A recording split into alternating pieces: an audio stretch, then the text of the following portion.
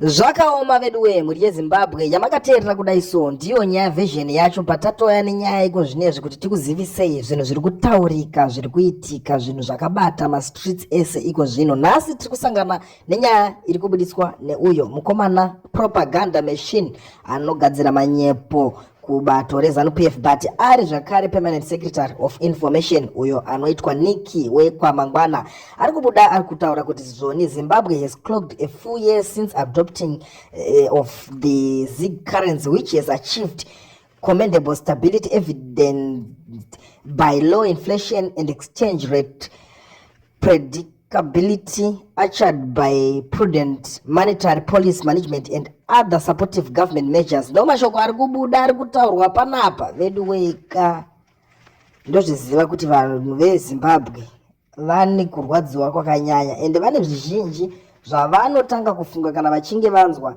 nyaya dzakubuda mabudiro iwaya. Zvinova zvinhu izvo zviri kutotikatyamadza kuti varume ava havana kana ganda kumeso zvokwadi kubuda vachitaura mashoko akadai nesituation iriko pamari isiri kukwanisa kutenga mafuta ekufambisa, isiri kukwanisa kutenga peturo. Chokwadi yonzi mari iyoyo yatoonekwa kuti zvoni mari yanga yakatonaka gore rese. Zvakaoma kani unongoziva kuti mamwe mabasa shuwa munhu anotomboita unotoshaya kuti pfungwa dzaanoshandisa kubasa achitaura nevanhu ndidzo semupfungwa here dzaanoshandisa kumba kwake kutaura nemhuri yake nevana vake, nekuti pane pamwe pekuti vanhu vanonyatsaona kuti apa pane gomba asi obva ataura kuti aiwa harisi gomba kangori kaburi. Ndoo zvakafanana nezvinhu zviri kuitika pano zviri kutaurwa nevarume ivava. Ndo nyaya dzacho dzatangoti tikubatirei. Handizivewo kuti kana makatarisa nyaya iyi imi hama dzadiwa munoionawo sei. Taakudawo kunzwa nemi zvamunofunga kana muchinge maona nyaya iri kutaurwa yakadai so. Tiudzei mucomment section zvamafunga ipapo. Zvinachamisa zviya chipo chiya chinotova chipo chepolitics. Chero ZANU-PF ikadi chinotori chipo chiya chiyechi chipo. Asi muchiona many people for ZANU-PF official and members, they are attacking Chamisa, they are attacking Geza.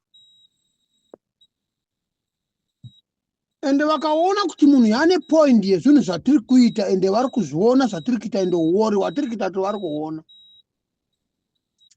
There start to be anger. Because it's a true story.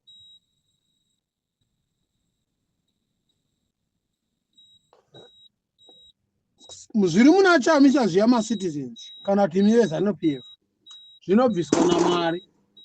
Imimi vanhu veZANU-PF chemungangogona kurebesa miromo nokutaura zvisinganzwisiki. Hamuzvibvisi. Unless maita zvamakaita Lenimo Juda Jongwe kumuuraya.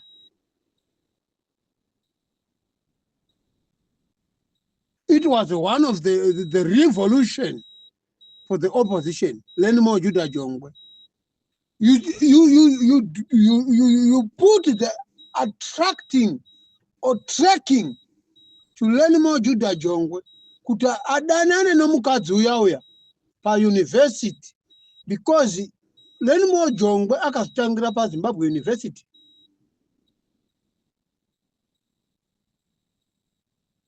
It was a right guy and a good student. Ndio vanhu vaitozo kuvane transformation, a good transformation yeZimbabwe vava nanatsvangirai. That's why makaona vanhu vese veZANU-PF vakamhanya vachiinda kuna Tsvangirai vachiti kuti vari very closer with Tsvangirai, but vanga vasiri closer with Tsvangirai vanga vachida kumubudisa sezvavakaita pana Chamisa.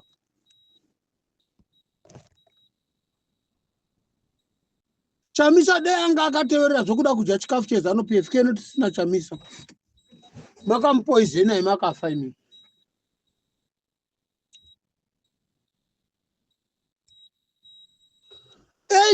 Tsvangirai akaudzwa kuti mudhara Tsvangirai akateerera kuti mudhara chikafu chekuparamende zvingopisa zvavo izvi zvezvitizi, zvingopisa zvavo zvetizi nemvura dzavo musamwa. Regai zviye zvigadzikwe, usadya. Ibva wadya kumba kwako kana kubva nechako chikafu. If you want to deal with ZANU-PF, if you are in opposition, don't eat their food, you die. Mnangagwa wakanyepa ndapoizeniwa na Grace. Tsangirai wakapoizeniwa ari kujere nemuchipatara akaita 5 years. Tsangirai akaita 5 years apoizeniwa navanhu veZANU-PF. And although unonatsa kuona kuti mamwe maZimbabwe takadzungaira, unondoshandira na Hopo Chinono vaya uchiwa manager wa Hopo Chinono. Manager wa Hopo Chinono wakapoizeniwa akafa nemota achifamba MP200 Nissan, akafamba 100 meters. Mnangagwa ana poison yakadi yoyo. Kana dai anga akapuwa poison inopiwa vanhu kuZANU-PF, ike notiti sina yoyo.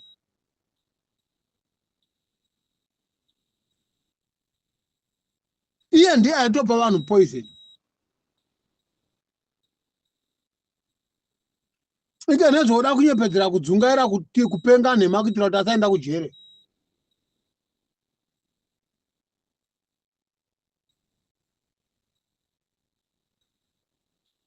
Kuna madhokta akawandisa maZimbabwe nondorapwa ariko jere koko. Kujere kunotogara madhokta namanesi anonge ariko. Zvose kiti dzese dzinenge dziriko. Chero une AIDS unoona mapirisi acho ariko ikoko. Ndo zvakaita kujere. Saka umedineze uri kutoitwa naMnangagwa is wasting for the time. He must be made more, and we can meet with him there by the prison. A lot of doctors of Zimbabwe.